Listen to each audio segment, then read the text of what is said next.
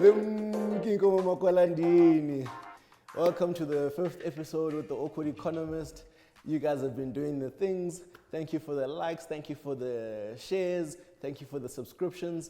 As we said that as the weeks progress, we're going to bring on, more beautiful people than myself, more interesting people than myself, and we'll really explore, I think, different aspects of the market, different aspects in terms of the value that different market participants are bringing, and really start to see how it comes closer and it feels closer to you as the ordinary person on the street.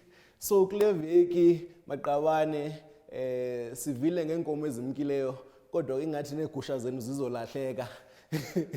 So we've got in-house Lilita Mahlati from Ivili Loboya. Welcome, Lilita. Thank you for taking our time.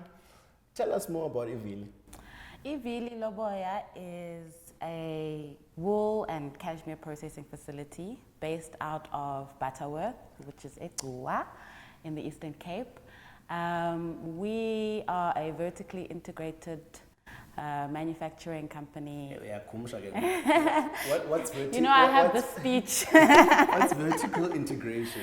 What is it? So basically what vertical integration means is that, we have taken various aspects of the value chain in wool and cashmere, in particular, as natural fibers, and we've put them together so such that we, from the very primary aspect of production all the way to the very last aspect of production, we've got all of that encapsulated in our business.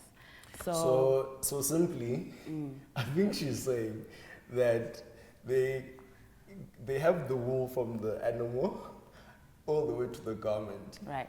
In the most simple of English. That's the most simple of English. But we'll allow the vertical integration conversation to continue. Right. So basically what we're saying is that when it comes to sheep and goat farmers, we have that in our whole process. And then literally when it comes to a jersey or a dress or whatever the case may be that comes out of that, that's also all in our process. Awesome. Yeah. Cool. What's the coolest thing or one thing we wouldn't ordinarily know about Ivili Loboya? Ivili, I would say one cool thing is that we're actually the first cashmere processing facility in South Africa and in Africa that we know of. So it's been quite a big task because there's a lot of research that has gone into it, years, in fact decades of research to get to this point. So we're a very proudly African brand, and it just really hasn't been done before. Okay, Butterworth. Butterworth, everyone knows, if anyone has ever driven through the Eastern Cape, there's that one town where you're going to get stuck in traffic for the longest time. I grew up in Butterworth, so I know a lot about Butterworth. And we understand that, of course, Butterworth had a textile history, and so I guess Ivili liyajikeleza. But why Butterworth specifically? It's a good question. We get that question quite a lot. But, the ethos of Ivili, first of all, is a social entrepreneurship initiative. And so being in Butterworth was very key in terms of reviving the textiles industry in Butterworth, a place where it used to thrive. It used to exist and thrive some time ago. So it was an attempt at doing that, number one. Number two, like you say, there's traffic, which means people are coming and going somewhere. And so it's really a very, it's a corridor, it's a very well-placed town or city, I don't know which one it is, in the Eastern Cape. And so geographically, what was quite a strategic decision.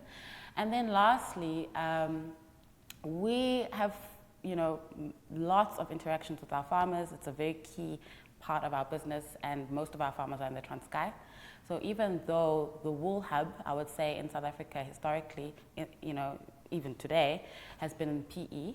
For us, it was a lot more strategic to be closer to our supply.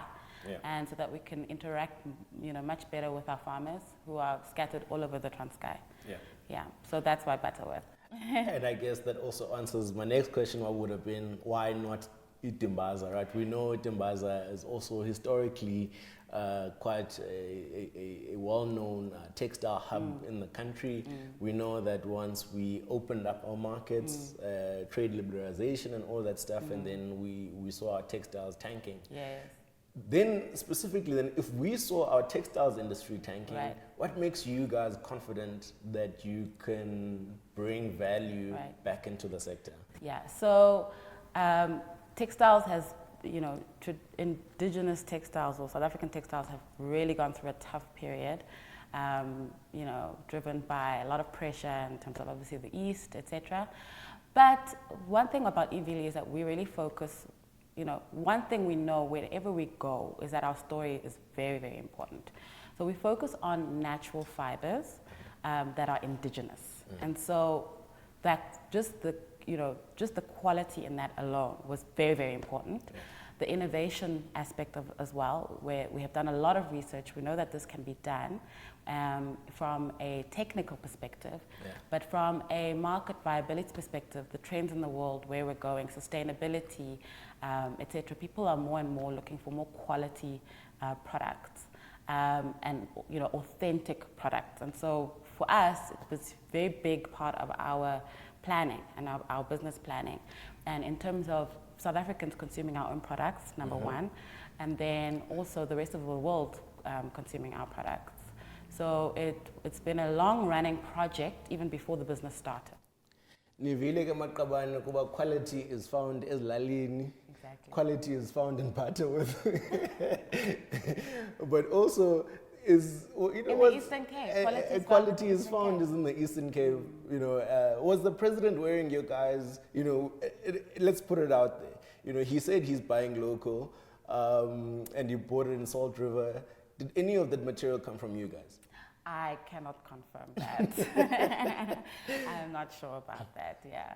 We spoke earlier a little bit about the impact that you guys have brought into the sector, that you've been training farmers, and also just in terms of bringing a new kind of value into the sector. Can you elaborate a little bit on that?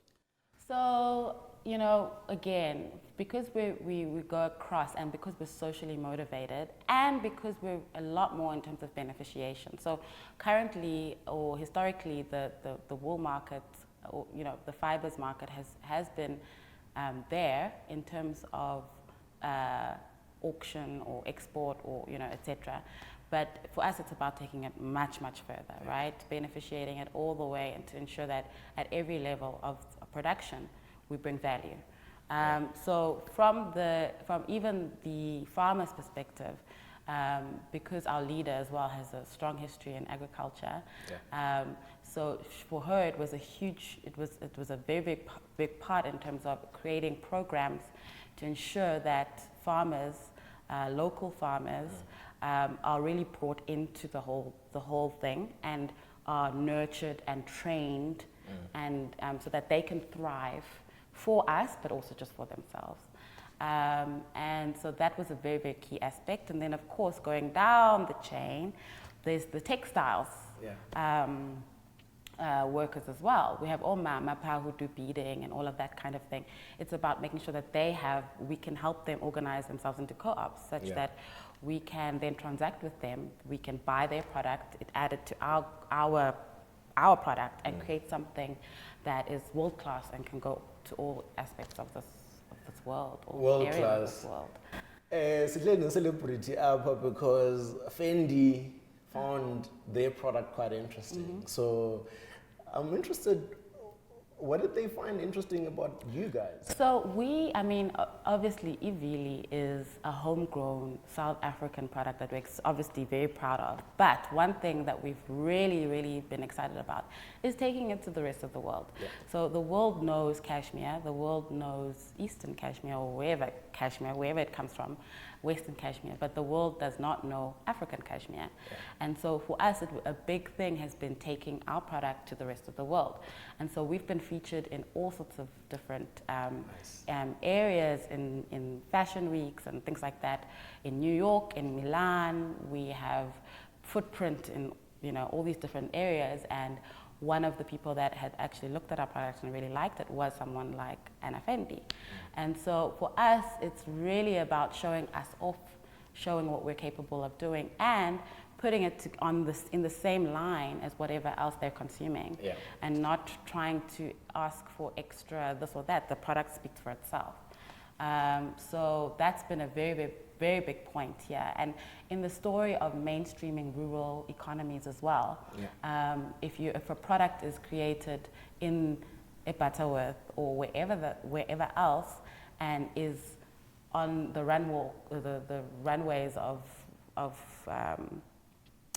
whatever country, whatever place, that person who's in Butterworth needs to understand that the product made it all the way there.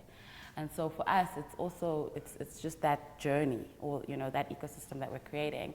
We're proud of our products, and they are in demand. People are really, really loving the quality, the attention that we put into the detail, and that we don't compromise on the quality. And that's the big point. We don't compromise when, our African products are great and can compete at that level. I mean, we can see the people that have come before us as well. For us, it's just really, ensuring that the stuff that we have has the airtime in various other markets around the world. Nivile ke maqabane uthi ulilitha ufuna izinto zabo zibe ne-airtime, noba ithengiswa ngu-Vodacom, noba ithengiswa ngu-Telkom, noba ngu-Cell C. It's absolutely, such a beauty to observe, I think, and to be a part of the story of African success stories, particularly in sectors where a lot of pressure has been felt, a lot of pain has been felt, with jobs lost and all of that stuff. And you guys are really doing amazing work and really, bringing innovation into that space, bringing support for some of the businesses that wouldn't otherwise have the support, and also I think bringing structure to what was already happening. I mean, I know growing up as Lalini, we used to share igusha, there'd be someone coming through with the baki to come pick up the wool. I never imagined but that wool was going to Milan somewhere, or whatever the case is. And all of a sudden now I know that I know exactly what's going to be happening with the wool, and maybe I might even send it directly to their factories, depending on access. But as we said, what we wanted to do this week was really just bring some focus into one of the real interesting success stories in the South African context of companies that are doing, doing the things, man. They're getting up and getting it done. They're taking small towns like Butterworth, they're reviving those towns, bringing economic activity into those towns, and again, it's about the celebration of our indigenous value. And us as a people, and siyabulela Lilita, from just sharing a little bit of what you guys are doing, the brilliance that is embedded in your business model, the brilliance that is embedded in your people. We really absolutely appreciate it. And ningaphela amandla maniqhube nicenge lento nilijikeleze selvili nijikeleze selvili kuthiwa ke ivili yajikeleza maqabane, so maliphinde lijikeleze nakule veki liphinde lijikeleze nakwiveki ezayo. Please do that thing that you do again, subscribe, share, and join us again as we explore some other South African stories, just how about these amazing people are adding value to our economy and to your ordinary lives as you go about them. This is the 5th episode of The Awkward Economist. Masipinde sibonane kule veki zayo.